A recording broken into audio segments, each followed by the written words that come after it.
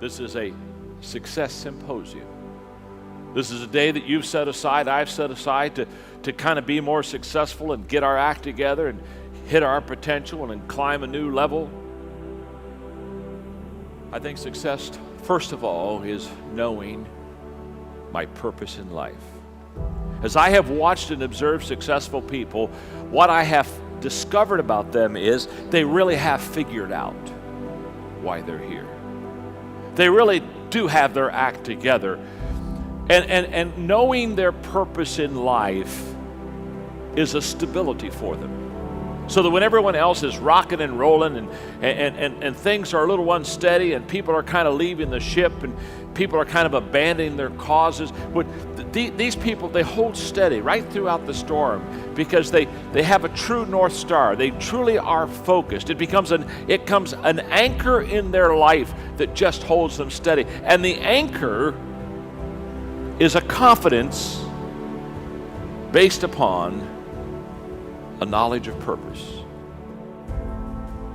And I say to you that if you begin to take a conscious effort to find out what it is that you're supposed to do, I say that it can literally save your life. Life happens for you. It happens for you.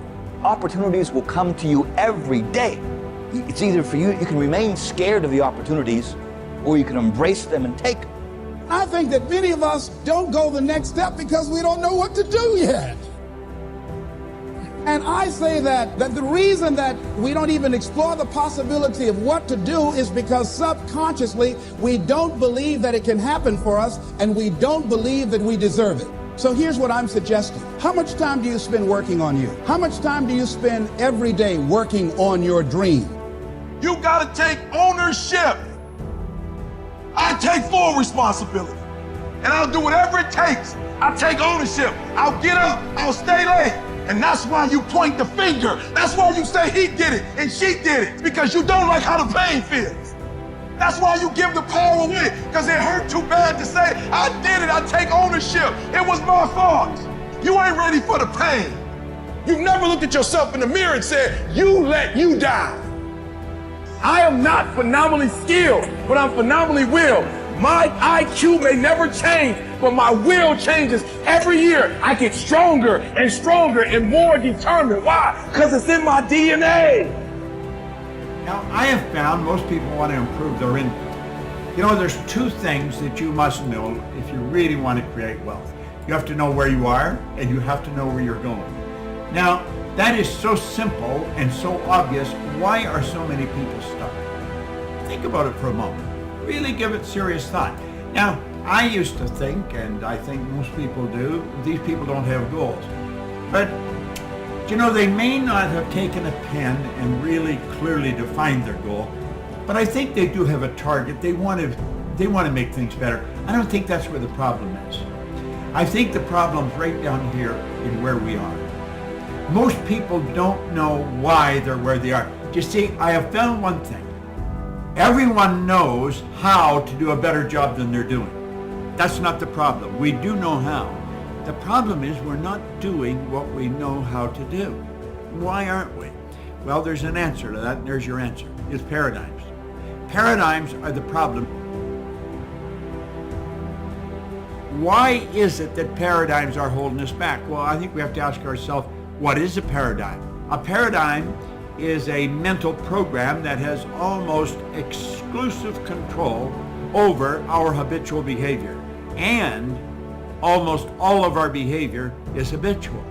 Do you know, Joel Barker wrote a book on paradigms way back around 1990. He said to be able to shape your future, you have to be willing and able to change your paradigm.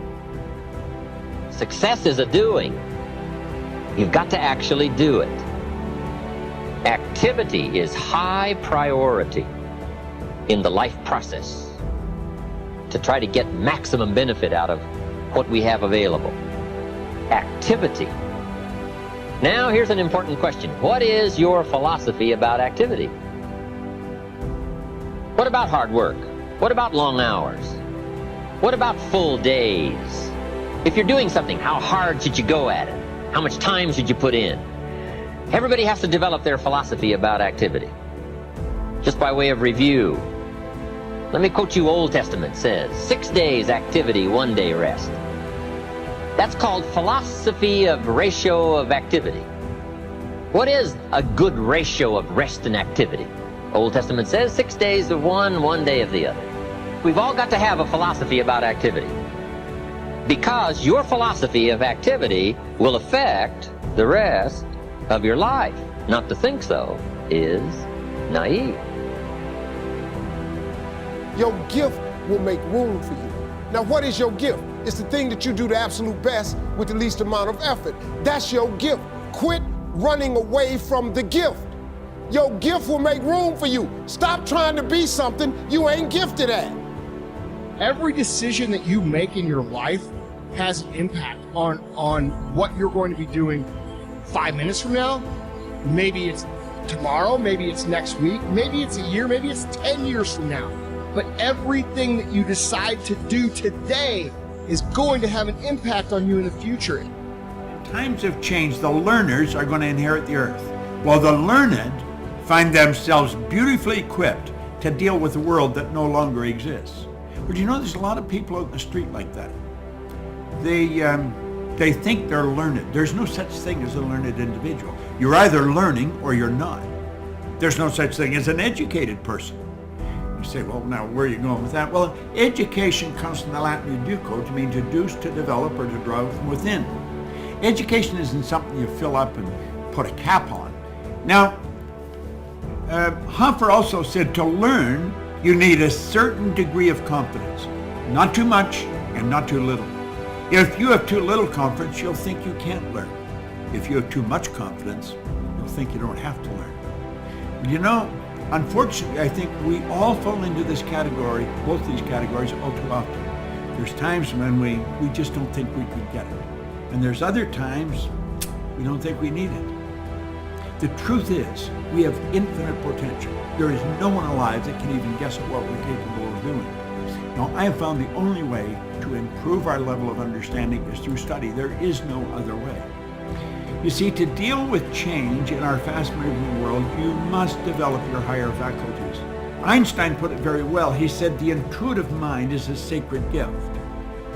The rational mind is an obedient servant. He said, we have created a society that honors the servant and has forgotten the gift. Who do you have to unbecome to become the person you truly need to be? I had to unbecome being a disc jockey. I had to learn how to use my voice in a different way. I had to learn to let go of music and embrace reading 2 to 3 books a month because I wanted to be a dominant voice. I didn't want to be a black speaker. I wanted to be the speaker in the speaking industry.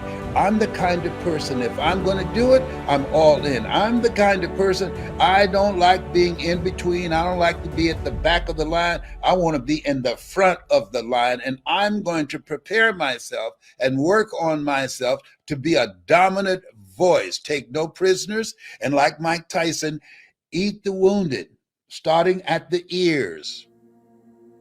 I want to ask you, what's holding you back?